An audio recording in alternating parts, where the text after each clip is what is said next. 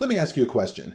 If you woke up tomorrow and your bank account was at zero, you had no company, no connections, not even a source of income, could you make your first $1,000 online starting from scratch? After more than 20 years working online, I'll tell you exactly what I'd do if I were in your shoes.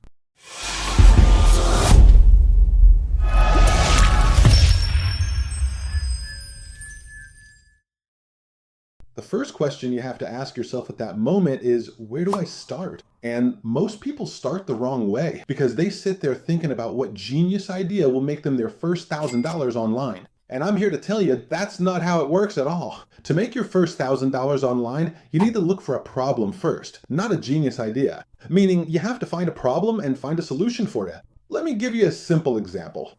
My Google Maps account has a lot of reviews, so when I add any location to Google, it gets accepted easily. Sometimes I'd meet people who wanted to add their shop or restaurant's location to Google, but they were having trouble doing it. When I tried to add that location, it would be accepted within 24 hours.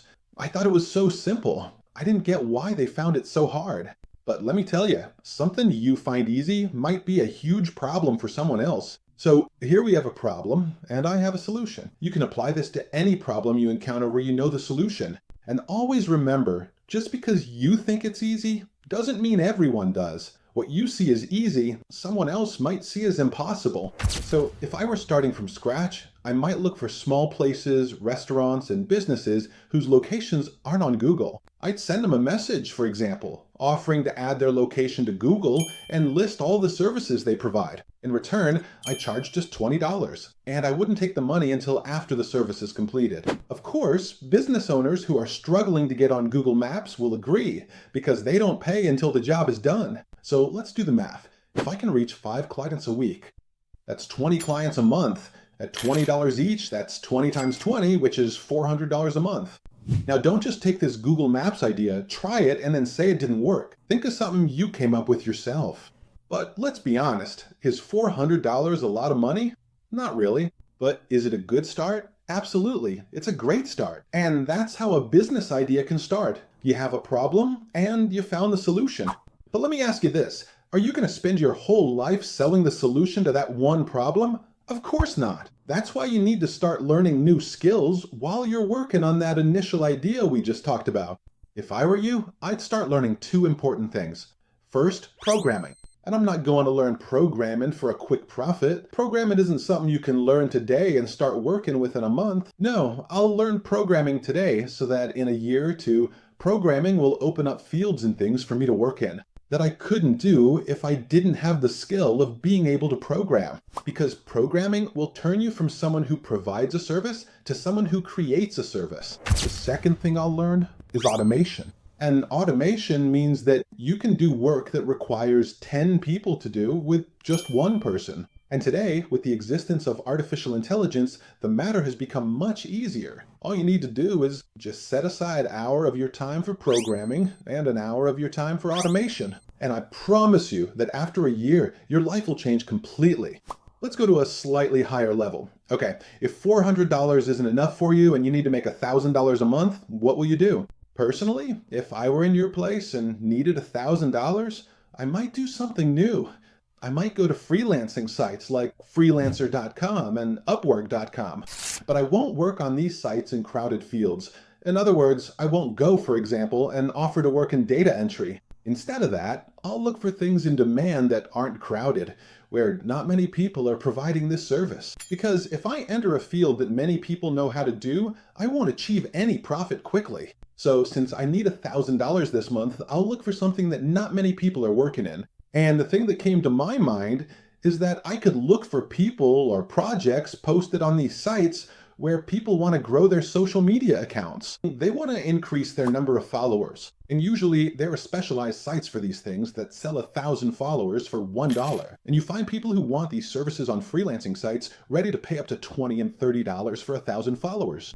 So in this way, I'll be able to buy this service for $1 and sell it for $10 or $20. And this idea won't make you a millionaire, but it will make you move forward a bit so you can achieve a bigger profit. And after you have money, you must start a certain business line, meaning see what business you'll work in. And if I were you, I'd work in SaaS, which is software as a service. And here you're creating software that provides a certain service. You're not selling the software, you're selling the result your software produces. So usually, if you can do SaaS right, you'll be able to make a money machine.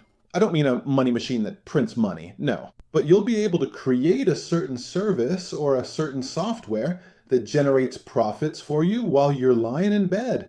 Okay, while you're working, there must be some things you avoid. So if I started from zero again, there's something important I'd pay attention to. A mistake I made, and many of us make. It's the idea of losing a client. Never lose any client. Even if, from your perspective, this is a simple client, believe me, you can earn a lot from them. I'll tell you a story that happened to me personally. I had a client, I was selling him a certain product, and one day, this client faced a problem. I tried to solve it for him, but he was very angry. He wasn't satisfied with the solution I provided.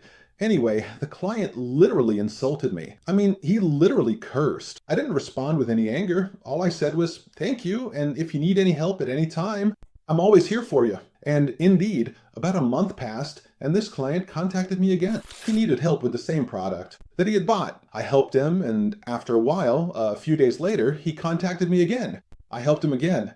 The point is, after helping him several times, he contacted me later and apologized. He told me, you really provide good service and excellent customer support. He started buying for much larger amounts than he did at first, and he also started sending people his way. I mean, he started telling other clients about the service that I provide. These clients started coming to me ready to go. I mean, the client comes in not needing to be convinced. They come to buy right away because the client who insulted me was the one who told them about me. So they come in 100% confident that I provide good service. That one client can win you 1,000 clients. So always try to keep your clients and never lose a single one. The next step is that we now have a very small amount of capital. Let's say it's $1,000. If I were you, what would I do with that $1,000? I'd use it to buy slightly larger services and then resell them. The idea here isn't just services. You could buy anything a bit more expensive than what you were working with before and resell it. But always don't buy anything before you find a client for it first. I mean, get the buyer, then buy the service. But of course, you must be sure that the service you're going to buy is a good working service and everything about it is fine, so that when you sell it, the client doesn't complain. And most importantly, you should understand everything about this service so that if your client needs help, you can assist them.